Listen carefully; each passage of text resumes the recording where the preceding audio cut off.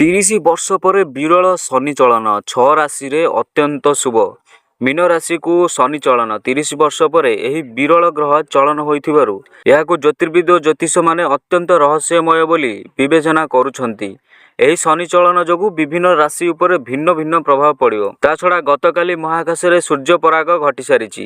ଯଦିଓ ଏହା ଭାରତକୁ ଦୃଶ୍ୟମାନ ହୋଇନାହିଁ, ତେବେ ଉତ୍ତର ଆମେରିକା, ଗ୍ରୀନଲ୍ୟାଣ୍ଡ, ଆଇସଲ୍ୟାଣ୍ଡ, ୟୁରୋପରେ ଦୃଶ୍ୟମାନ ହୋଇଛି। 30 ବର୍ଷ ପରେ ରହସ୍ୟମୟ ଗ୍ରହ ଚଳନ ହୋଇଛି। ମୀନ ରାଶିକୁ ଚଳନ କରିଛନ୍ତି ଶନି ଗ୍ରହ, ଯାହାର ଶୁଭ ଓ ଅଶୁଭ ପ୍ରଭାବ ପଡ଼ିଛି ରାଶି ଚକ୍ର ଉପରେ। ଗତକାଲି ଅମାବାସ୍ୟା ତିଥି ଏବଂ ସୂର୍ଯ୍ୟ ପରାଗ ଥିଲା। ଏହିଭଳି ଏକ ବିରଳ ଦିନରେ ଶନି ଗ୍ରହ ଚଳନ ହୋଇଥିବାରୁ ଏହାକୁ ଅତ୍ୟନ୍ତ ରହସ୍ୟଜନକ ଭାବେ ବିବେଚନା କରୁଛନ୍ତି ଜ୍ୟୋତିର୍ବିଦମାନେ। ଜ୍ୟୋତିର୍ବିଦ କହୁଛନ୍ତି 5ଟି ରାଶି ଉପରେ ଏହି ଗ୍ରହ ଚଳନର ବଡ଼ ପ୍ରଭାବ ପଡ଼ିପାରେ।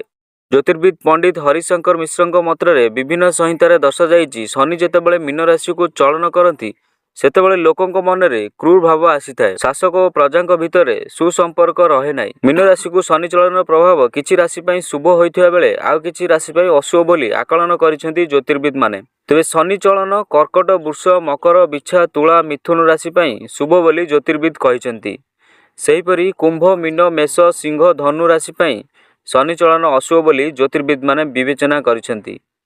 ଏହି ଶୁଭ ଅଶୁଭ ପଛରେ କ'ଣ ଆଧାର ରହିଛି ତାହା ମଧ୍ୟ ଜ୍ୟୋତିର୍ବିଦମାନେ କହିଛନ୍ତି। ଜ୍ୟୋତିର୍ବିଦ ଡକ୍ଟର ପ୍ରଫୁଲ୍ଲ ପ୍ରଧାନଙ୍କ ମତରେ ଶନି ହେଉଛନ୍ତି କର୍ମର ଦେବତା।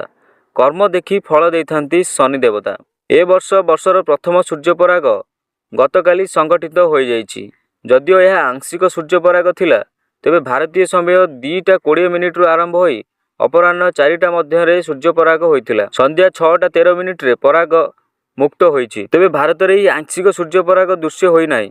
ଉତ୍ତର ଆମେରିକା, ଗ୍ରୀନଲ୍ୟାଣ୍ଡ, ଆଇସଲ୍ୟାଣ୍ଡ, ଉତ୍ତର ଆଟଲାଣ୍ଟିକ ମହାସାଗର, ୟୁରୋପ, ଉତ୍ତର ପଶ୍ଚିମ ରୁଷିଆରେ ପରାଗ ଦୃଶ୍ୟମାନ ହୋଇଛି। ଏହି ସବୁ ସ୍ଥାନ ଭିତରୁ କେତେକ ସ୍ଥାନରେ ସର୍ବାଧିକ 90% ସୂର୍ଯ୍ୟପରାଗ ଦେଖିବାକୁ ମିଳିଛି।